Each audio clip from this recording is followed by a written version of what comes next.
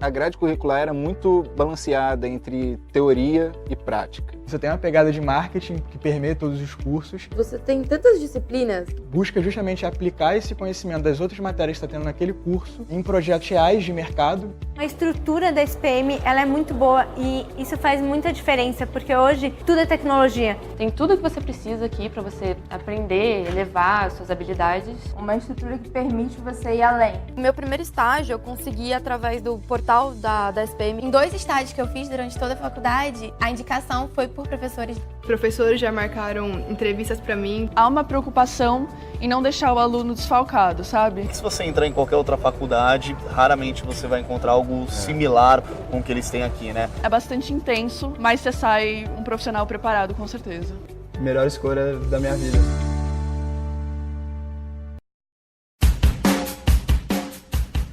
Olá, boa tarde, eu sou Alexandre Errara, coordenador acadêmico do Centro Brasileiro de Estudos sobre Negócios Internacionais e Diplomacia Corporativa da ESPM. Estamos iniciando hoje, mais uma vez, o programa Momento Américas, do Núcleo de Estudos e Negócios Americanos, hoje em parceria com o NENA, o Núcleo de Estudos e Negócios Asiáticos, que é coordenado pelo professor Fausto Godoy. Queria fazer algumas apresentações. O Núcleo de Estudos e Negócios Americanos, ele é coordenado pela professora Denilde. Professora Denilde, boa tarde. Boa tarde. Obrigado pela sua presença mais uma vez. E também contamos hoje, aqui em nossos estúdios, com a presença do professor Edmir Koazaki, que irá falar sobre negócios no Brasil. Boa tarde, professor. Boa tarde, Alexandre, Denilde. Obrigada por participar do programa. Olha, realmente sou eu que agradeço aqui a honra, a participação de poder discutir e contribuir um pouco aí, né, com vocês aí, com os alunos e com a comunidade, né? Queria só fazer mais algumas apresentações em relação ao nosso núcleo. O CBNDIC, que é a sigla do nosso Centro Brasileiro de Estudos e Negócios Internacionais, é formado por 5 núcleos de estudos e negócios, focados nas regiões África, Américas, Ásia, Europa e Oriente Médio. Para quem já conhece, o núcleo foi estruturado, o centro foi estruturado para o desenvolvimento de atividades envolvendo professores e alunos aqui da SPM, que permitam o aprimoramento e o conhecimento de diversos aspectos que podem influenciar os negócios internacionais nas suas regiões e respectivos países. O CBNE-DIC, além do desenvolvimento de pesquisas, realiza também eventos com importantes parceiros do setor privado, público e terceiro setor. Voltando aqui agora para nossos estúdios, queria apresentar o professor Edmir. Ele é coordenador do Grupo de Excelência em Relações Internacionais e Comércio do CRA São Paulo, professor da ESPM e consultor também está entre as suas atividades. Hoje vamos falar um pouco também sobre o livro dele aqui. Ele é autor de vários livros, entre eles este livro que é Relações Internacionais, Desafios e Oportunidades. Aí para vocês terem uma visão do livro, foi recentemente lançado. A gente vai falar um pouquinho sobre esse livro. E por que falar sobre esse livro? Exatamente porque nós aqui discutimos o ambiente de negócios, tanto no Brasil quanto no exterior, e esse livro trata um pouquinho aqui das oportunidades de negócio no Brasil. O professor Edmir já lecionou aqui na ESPM, também no curso de Relações Internacionais, mas também no curso de Sistema, também na área de Comércio Exterior, é isso, professor? Comércio Exterior, Administração. Comércio Exterior, Administração, Marketing Internacional. Bom, aí tem uma vasta biografia. E, já começando agora, professor, agradecendo mais uma vez pela sua presença, eu queria lhe perguntar, né, aqui fala sobre o livro, né, fala sobre desafios e oportunidades de negócio no Brasil. Queria lhe perguntar como é que o professor avalia a evolução dos negócios internacionais no Brasil. Bom, antes de mais nada, tá? E mais uma vez eu agradeço aqui o convite, tá? Da SPM aqui, tá? Alexandre, Denilson, mais uma vez aqui, tá? E eu só queria ressaltar inicialmente que, assim, tá? Me sinto muito orgulhoso mesmo, porque eu fui aluno aqui da pós-graduação, né? Da SPM, e a primeira aula do curso de Relações Internacionais foi a minha matéria, né? Chamada Sistema de Comércio Brasileiro, onde a gente começava a discutir com os alunos do primeiro semestre aqui, tá? os conteúdos voltados às políticas, né, brasileiras de exportação e importação, os componentes, né, e as práticas do sistema de comércio exterior, e a gente finalizava o módulo aqui, tá, a disciplina, né, já com um projeto de exportação, né. Então, fazendo agora uma resposta direta, né, para a tua pergunta, né, eu acho que o Brasil ele tá caminhando, né, por uma linha de desenvolvimento, né, super importante, né, aqui. E hoje nós temos, para fazer um diagnóstico um pouquinho mais direto, né, nós temos hoje uma pauta, né, de exportação, né, ainda, né, composta, né, por um grupo muito grande, uma participação, um volume muito grande, né, de exportações voltadas aos produtos básicos, commodities, né, como por exemplo minério de ferro, carne, né, produtos agrícolas, né, ok? O que na verdade isso traduz um pouco as nossas competências como país, né? Ou seja, nós temos dimensões continentais, né? E com isso, então, lógico que a gente deve aproveitar essas características, qualidades e competências, né? Mas, por outro lado, essa dependência, ela causa, talvez, né, alguns entraves no próprio desenvolvimento das empresas, né, que participam, né, do comércio exterior brasileiro, né? Pela baixa atratividade, ou seja, pela baixa margem de lucro, né, que existe nesse tipo de produtos, né? Então eu acho interessante, né, que a gente passou por uma fase, né, onde realmente, né, mais de 60% da nossa pauta exportadora era referente, né, a esse tipo de produto, mas estamos mudando um pouquinho, né, a constituição, a composição dessa nossa balança comercial.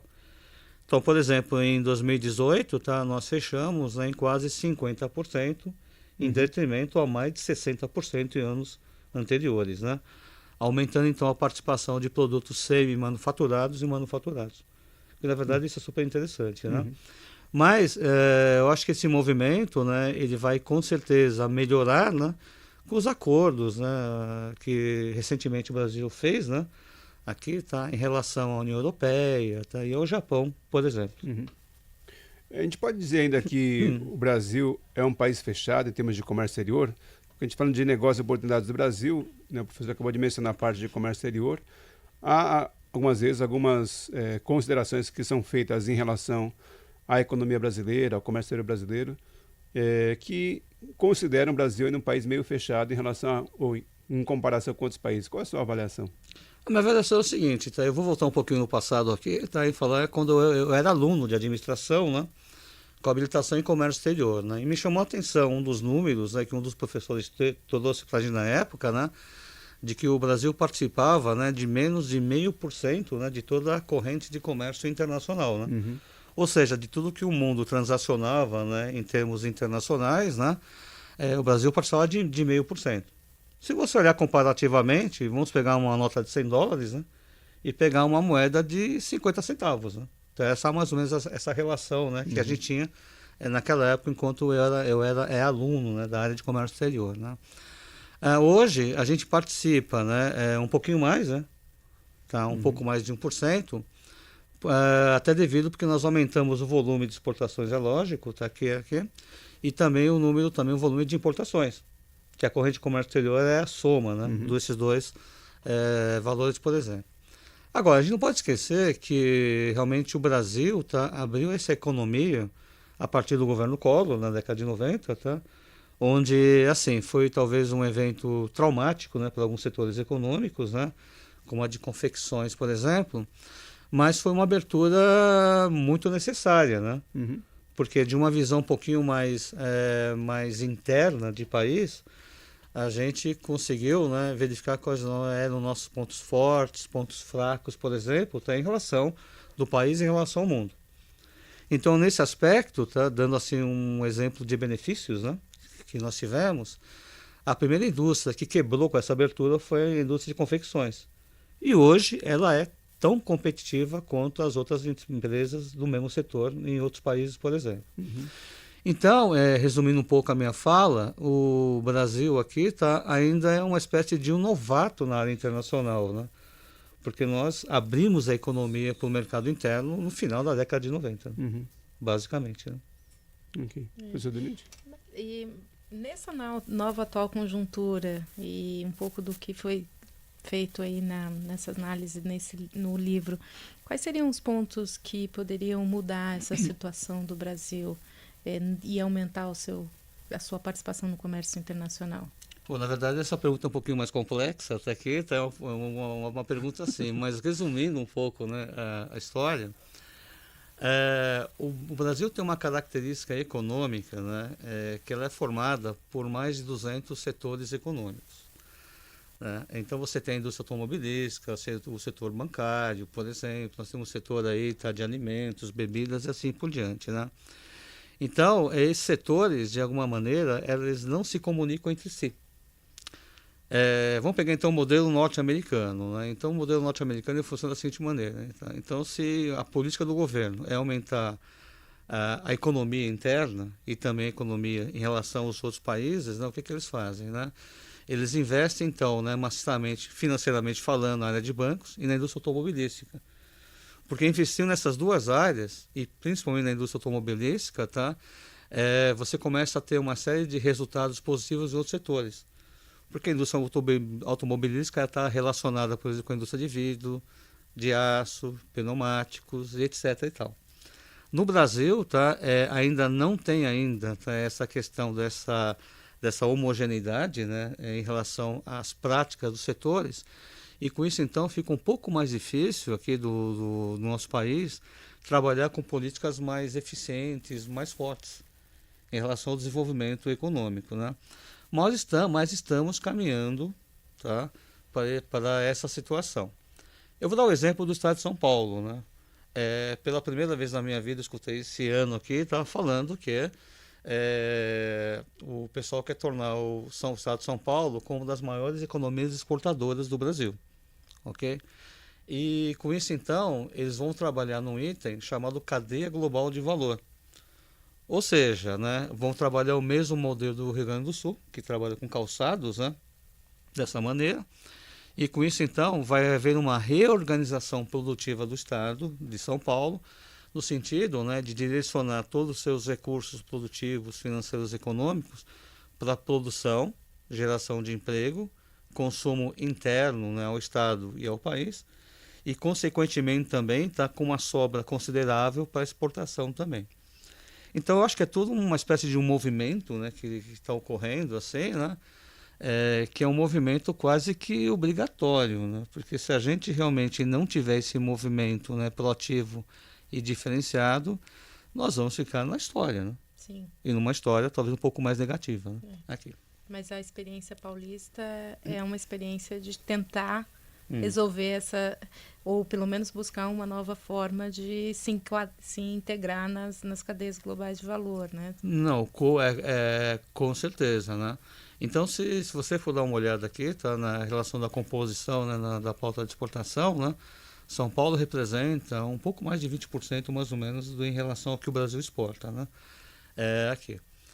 Então, havendo essa reorganização, né, da cadeia global de valores, nós estamos nos inserindo como produtores, fornecedores, stakeholders, né, que vão fornecer matéria-prima, né, insumos, né, assim, para outros países, né, mais desenvolvidos, e fazendo um fluxo também financeiro e também um fluxo de importação também, que eu acho que é super importante, né, toda essa relação, né? Ou seja, a nossa participação tende a aumentar, como está ocorrendo a partir desse ano, né?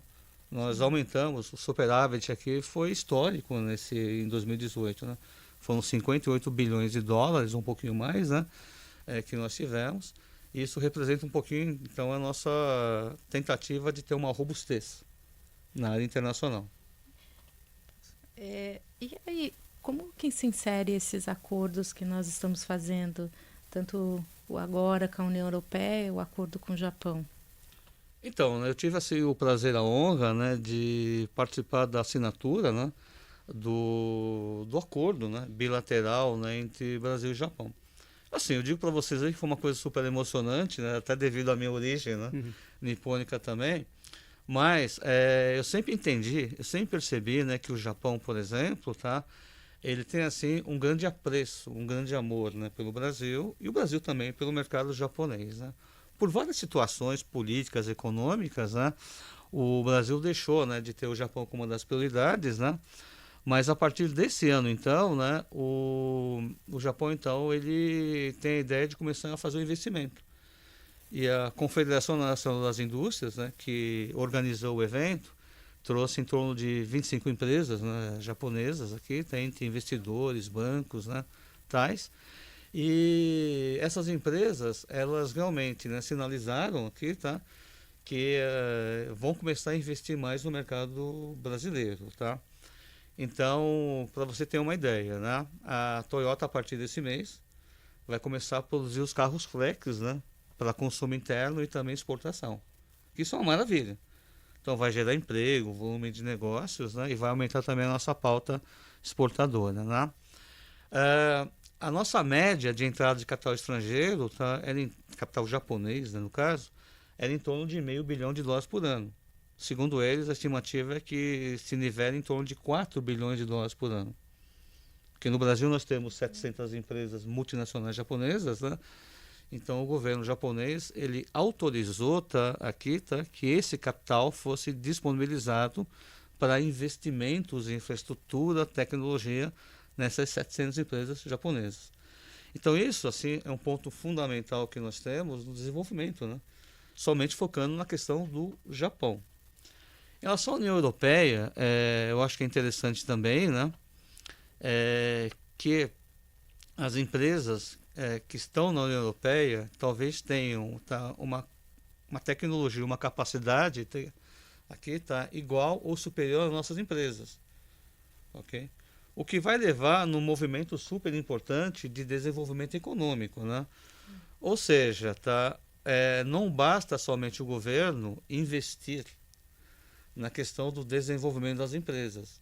As empresas por si só, né, terão que verificar quais são seus pontos fortes, pontos fracos, ameaças, oportunidades, por exemplo, no sentido de se tornarem tão competitivas quanto as empresas também europeias.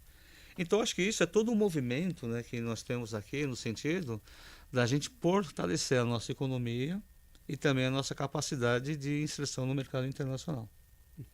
Professor, aproveitando agora o final da nossa fala, mencionando as empresas, né, nós falamos aqui que tem um movimento do governo mais macro, né, o próprio Estado de São Paulo se movimentando na preocupação de internacionalizar o Brasil, no sentido de integrar mais o Brasil com a economia mundial. Mas, de novo, algumas vezes há também algumas críticas em relação às empresas brasileiras.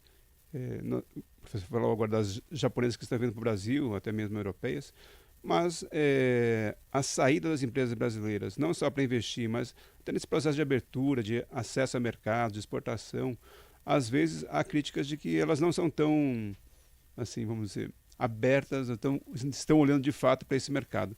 Como é que o professor avalia? Qual é o diagnóstico do professor em relação às empresas brasileiras, em relação a esse processo de internacionalização, de buscar nicho de mercado, até participar mesmo das cadeias de valor aí, de modo mais amplo, não apenas no Brasil, mas no exterior? Como é que... Olha, como eu comentei aqui, eu acho que é todo um movimento, né? Já que a nossa entrada no mercado internacional mesmo, com força, né, foi a partir aí da década de 1990. Né? Então, nós estamos passando agora por uma série de desafios, né, que geram verdadeiras oportunidades de negócios, né, por exemplo, aqui. Então, toda essa movimentação com os outros países, por exemplo, o Brasil inserido nesse contexto, ele necessita, de certa maneira, de um item chamado capacitação, né? Que eu acho que é super importante. Né? Então, eu vou contar um case que foi comentado na ocasião do acordo, né, entre Brasil e Japão. Então, digamos, né, uma companhia aérea, né, aí, um voo, né, de longa duração, 13 horas mais ou menos, em pleno voo, né, internacional, onde os fornecedores, onde todas as peças do avião são monitoradas pelos fornecedores. Tá? E, em caso de eventual troca no mercado destino, o que aconteceria? Tá? A própria peça seria fabricada dentro do avião, por uma impressora 3D, ok? E chegando então no avião no destino, né, então haveria aqui no caso a troca imediata desse material. Né? É lógico que esse exemplo aqui é um exemplo muito contundente, e aí me surgiu até uma série de dúvidas, né, em relação ao próprio comércio exterior. Né? se a peça ela é produzida em voo, é uma exportação ou não é de repente, né? Porque o interior do avião, por exemplo, é solo pátrio. Então, como é que fica todas essas relações, né? Então, e aí a questão de origem, que é um ponto importante, passa a ser questionada. Passa a ser questionada a questão legal, tributação, né? Essas coisas todas, né? Aí uma resposta que foi dada, né? Porque houve uma série, algumas dúvidas, preocupações das pessoas que participaram desse evento da assinatura, foi o seguinte, tá? Será que nós, brasileiros, estaremos preparados, tá, para incorporar também essa tecnologia com uma abertura talvez mais ampla mesmo, com parceiros comerciais, né? Aqui dessas empresas japonesas, europeias, até norte-americanas, né, também. Aí houve uma coisa importante aqui, eu acho que primeiro uma questão de capacitação, a outra de desenvolvimento e sobrevivência. Então as empresas, queiram ou não, elas vão ter que investir, ter em capacitação e procurar seu autodesenvolvimento de alguma maneira. O Brasil passou aqui, pessoal, por um momento muito forte de intensidade na desindustrialização.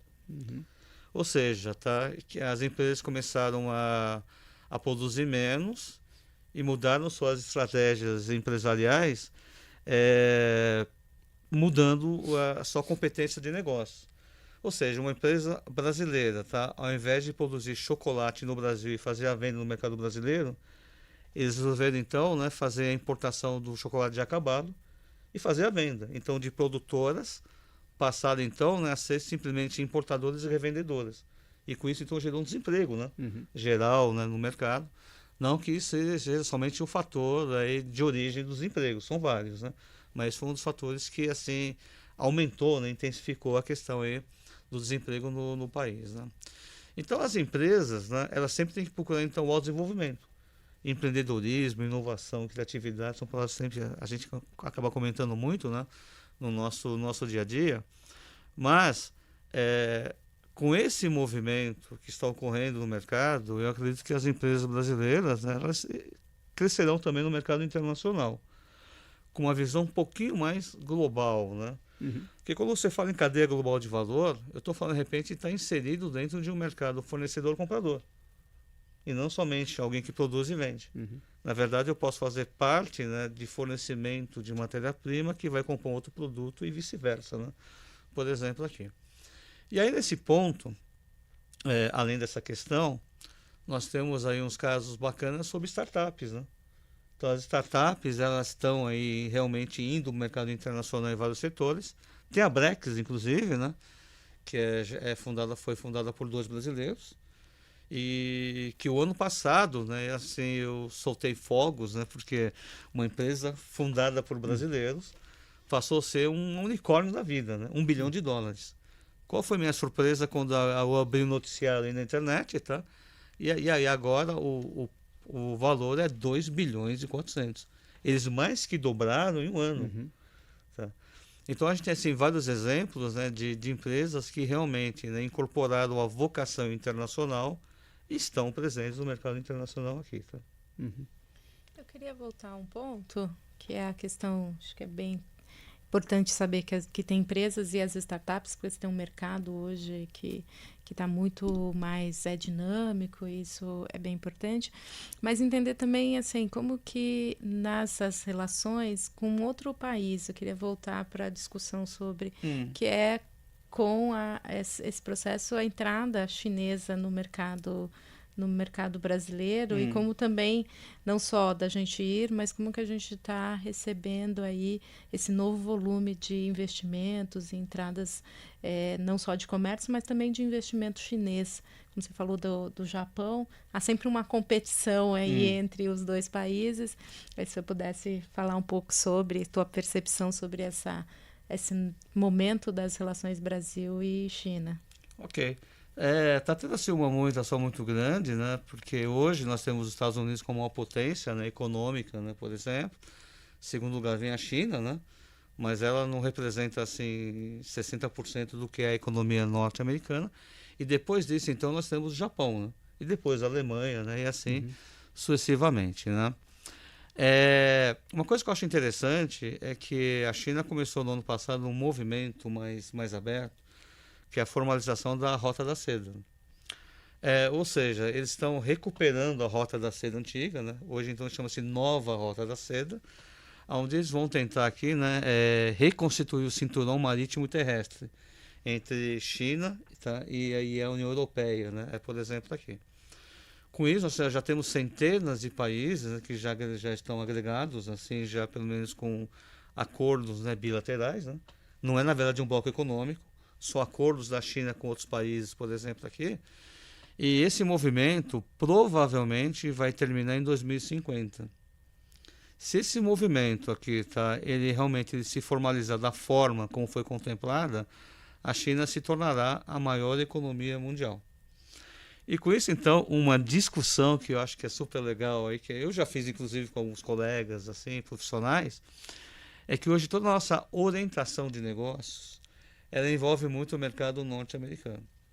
Então, por exemplo, uma questão, a minha área é marketing internacional, né?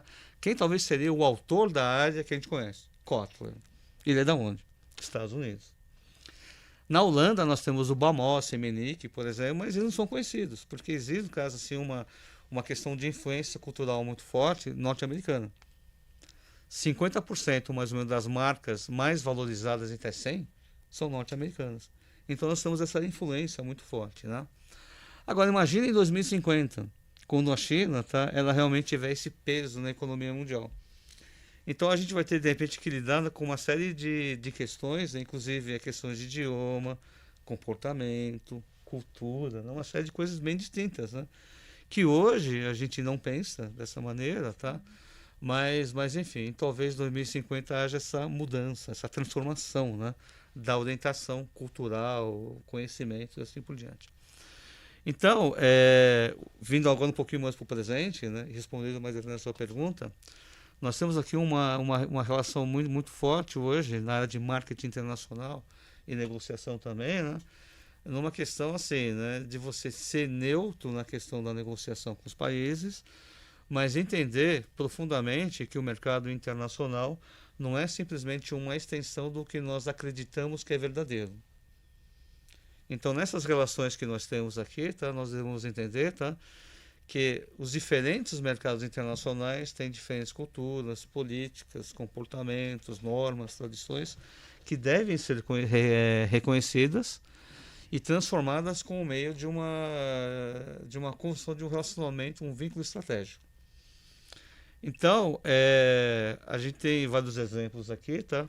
Mercado japonês, como negociar com os japoneses, como negociar com os chineses, os europeus. Então, cada cultura aqui, de repente, tá, ela tem aqui, tá, uma espécie de um DNA cultural, eu diria. Então, para cada mercado que eu estiver negociando, eu vou ter que ter práticas diferentes de negociação. Ok? Sim.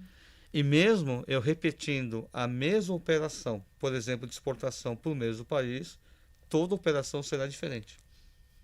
Tá?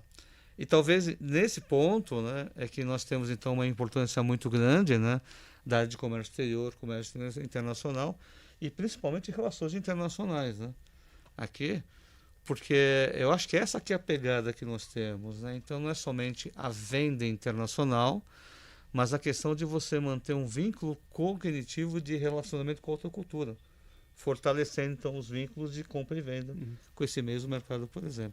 É um desafio, né? Porque acho que nem todas as empresas estão preparadas para isso, né? Sim, sim. Vai ser vários desafios, né? Não, são vários. Professor Edmir, aproveitando o aspecto cultural, temos aqui uma pergunta que veio pelo nosso Face, internauta que está nos acompanhando, o Afonso, e ele diz o seguinte: ele ouviu aqui a entrevista com o cônsul da Áustria recentemente, que a gente fez aqui, e uma das questões que foram levantadas foi o entendimento dos aspectos burocráticos e tributários no Brasil, e que isso às vezes dificulta as empresas estrangeiras aqui. E tem um aspecto cultural mesmo, né? Que às vezes em alguns países isso é muito mais fácil, talvez, de entender do que no Brasil. O professor também entende, como é que o professor entende essa situação da burocracia, da tributação no Brasil em relação às empresas japonesas? Olha, eu tenho aqui talvez um exemplo um pouquinho mais formal, né, para responder essa questão. Eu ajudei uma empresa, né, assim, num processo, eles já estavam no Brasil, tá, tal, Mas eles fizeram tudo que a cartilha de marketing internacional preconizava. Fizeram pesquisa, dados secundários, Banco Central, uma série de coisas, né? Mas eles perceberam que algumas coisas, né, eles não atenderam, né? Até porque eles desconheciam, né, que tinha que fazer o atendimento. E as outras eram os aspectos bem diferenciados, né? Por exemplo, eles estavam na Irlanda do Norte. Eles acabaram, então, lendo, né, pesquisando no Banco Central a definição de cheque. Cheque no Banco Central é um documento de crédito à vista. E quando ele está no Brasil aqui, tá, resolvendo fazer a venda, né, percebendo que no Brasil tem uma prática que foge à Constituição. Ou seja, tem uma coisa chamada cheque pré-datado. E que influenciou no resultado aqui, tá, dos negócios da empresa. Qual é a estratégia da empresa? Né? Um grupo de 6, 7, 8 pessoas. Então eles vinham com uma verba, um orçamento, né, para que eles pudessem se sustentar por 6, 7, 8 meses. Aqui. E depois as próprias vendas deveriam suprir os custos e despesas da equipe. Em todos os países deu certo, menos o Brasil. Que teve essa questão aí, talvez, né, de uma prática, né, que ela, na verdade, assim, pessoal, não é uma prática criminosa, tá, ok? Mas é uma prática usual de mercado, né, e que, de repente, interferiu no relacionamento comercial, né, de venda das pessoas, né? O recibo é à vista, mas não muito, né? Não muito. E pior ainda, né, Alexandre? Pior ainda, né? Tem uma questão aqui, tá? Tem empresas de factory, né? Que fazem o controle do cheque pré-datado, né? Que, na verdade, assim, para mim, talvez, assim, não deveria ter, tá? Que já que o documento não pode ser, assim, postergado para o futuro, né? Mas, enfim, isso é uma prática, né, normal de mercado, como todos os outros mercados, né, também tem práticas. Mas eu ainda acho que você tem, assim, um certo nível de burocratização ainda nas ações, tá? E uma tributação ainda muito pesada, às vezes até uma tributação duplicada, né? Aqui. E o Brasil realmente ele precisa aqui, tá, de uma reforma tributária muito forte. Então, pelo que a gente está vendo aí pela mídia, né? Pode acontecer, né? Pode acontecer. Então, primeiro, de repente, pelo que eu vi no noticiário, né? Primeiro a reforma da Previdência, né, Social e depois uma reforma tributária, né? Porque a gente, assim, é uma coisa muito estranha, né? A gente acaba não exportando mercadoria, a gente exporta imposto, né? Então, quando você vende um produto, o consumidor norte-americano está comprando um produto físico e todos os impostos inseridos nessa cadeia, né, que nós temos aqui, né? Então, acho que a gente deve entender um pouco, né, que produtos, né, que são produzidos para consumo interno devem ter uma política, né, de câmbio, tá, e tributária, e os produtos para exportação uma outra. Por exemplo, aqui. Na China, por exemplo, nós temos duas políticas, duas taxas de câmbio, uma para exportação e uma para importação. Então eles querem beneficiar quem? Né? Quem, na verdade, está vendendo e trazendo riqueza, moeda forte para o mercado interno. Né? Então, todo esse movimento que nós temos, ele deve exigir, então, uma questão mais formal, né? Vindo das entidades aí, né, do governo, né? Para tentar normatizar e formalizar, e também da população também, né? No sentido da gente talvez olhar o nosso dinheiro, né, de uma outra maneira, né? E não talvez tão assim, sem esse controle efetivo, essa responsabilidade, né? Eu me lembro que um caso do Japão eu acho super legal, né, na qual um colega meu foi para lá numa feira livre e viu lá uma banca, né, uma banca lá de legumes, né, sem a pessoa vendendo, né? E aí falou, mas como é que eu vou comprar? Pega a mercadoria lá, né, e lá tem uma etiquetinha de preço. Mas como eu vou pagar? Tá vendo essas caixinhas aqui? Pega o seu dinheiro e coloca aqui dentro. Mas e o troco? Se serve. Cada caixinha é um troco de moeda chinesa, japonesa, né? Então, você pega, você paga e você pega o troco sem talvez a interveniência aqui, tá, no caso de uma pessoa tomando conta do negócio, né? Então, eu acho que isso aqui que é legal, né? De você ter, lógico, uma lei, normas que imponham, né, essa questão, mas também uma questão cultural importante, né? Da gente poder ver, talvez, as nossas relações diárias de uma outra maneira, né? Ok. Professor Denise, tem alguma pergunta?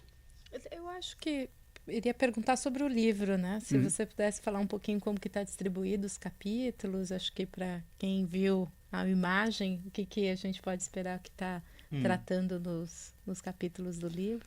Super legal, né? Então, assim, né, eu faço parte do Conselho Regional de Administração, né, desde 2009, mas há cerca de 4 anos atrás eu fui convidado para ser o coordenador, né, do Grupo de Excelência em Relações Internacionais e Comércio Exterior, né? Tal. E aí foi um desafio para a gente, né? Porque, assim, né, é uma área importante e é uma área carente, né? Tanto de conhecimento, inovação, informação, né? Tem muita empresa, pessoas que querem entrar nesse mercado e de repente não sabem. Então, o nosso grupo de excelência aqui, tá? Ele tem o propósito de fazer reuniões aí periódicas, né, no próprio conselho, e desenvolver pesquisas e levar essas pesquisas de conhecimento para o mercado, né? Então, o CRA ele convida toda a comunidade de maneira gratuita, né? Aí para a gente poder, então, né, trazer e discutir com a comunidade os conhecimentos que nós obtivemos, fazer trocas. Sim. Então, nós já fizemos um evento... É feito quase que uma construção coletiva. Isso. Por exemplo, né, a gente monta um evento lá, como a gente fez sobre Rota da Seda, né, por exemplo, já fizemos uma, a gente vai fazer uma segunda agora, tá? Em 2020, nós fizemos então no ano passado a primeira, né, quando estava se iniciando esse processo, ok? E saiu um convite para todas as empresas, né, ou as pessoas podem voluntariamente também, né, fazer a inscrição aqui, e aí então a gente democratiza isso. O material fica disponível no CRA, inclusive. Para os alunos aqui que estão assistindo a gente, vale a conta também, porque vem um certificado, né? Essas coisas todas, são bem importantes. Isso é sempre bom informar. Não, assim, é importante informar aqui, né? Vem um certificado do CRA, né? Inclusive, né? Você participou do evento. E para a gente, então, formalizar esse grupo, nós lançamos o livro com os fundadores, né? Então, a gente acaba entrando aqui num conjunto de conhecimentos, né, aqui, que é marketing internacional, cadeia global de valor, que hoje é um tema super importante, que a SPM desde a long time ago, né, e estão discutindo, né, todo esse assunto, por exemplo, aqui, tá? A gente fala um pouquinho sobre a questão de direito, gestão de pessoas, capacitação, um pouquinho da de educação também, né, que eu acho que é importante, né, a questão da formação do profissional do indivíduo, né. Então esse livro, ele procura então, né, dentro do expertise de cada um dos componentes, né, em trazer aqui o que tem de melhor, né, de forma contributiva para uma formação, como você comentou aqui, tá, individual, mas ao mesmo tempo coletiva também, né, do conhecimento, para que a gente possa realmente aqui ter assim uma construção, mais uma vez, de um DNA voltado ao mercado internacional. Eu me lembro aqui, tá, que mercado japonês, canadense inclusive, eles têm uma questão de unidade, né? Então, talvez ainda a gente não sinta essa unidade, tá, aqui no Brasil, porque o Brasil ainda está muito diversificado em vários setores ou negócios. Mas eu acho que gradativamente a gente vai caminhar para uma sociedade, tá, onde a gente possa realmente compartilhar experiências, conhecimentos e também resultados, né, com todo mundo, né? Com toda a comunidade, tá? E assim por diante. Bom. Ok. Bom, nosso tempo está esgotado. Queria agradecer ao professor Edmir pela entrevista de hoje, pelos comentários aí. Agradecer também ao professor Adenilde pela participação em mais um programa nosso aqui do Momento Américas, e hoje em parceria com o Nena Debates. Queria agradecer a você, internauta, que nos acompanha, e conto com você na próxima semana para vir aqui conosco mais um programa produzido pelo CBNI-DIC, um programa aqui da faculdade, ou melhor, da ISPM, da Escola Superior de Propaganda e Marketing aqui de São Paulo. Muito obrigado a todos e boa tarde.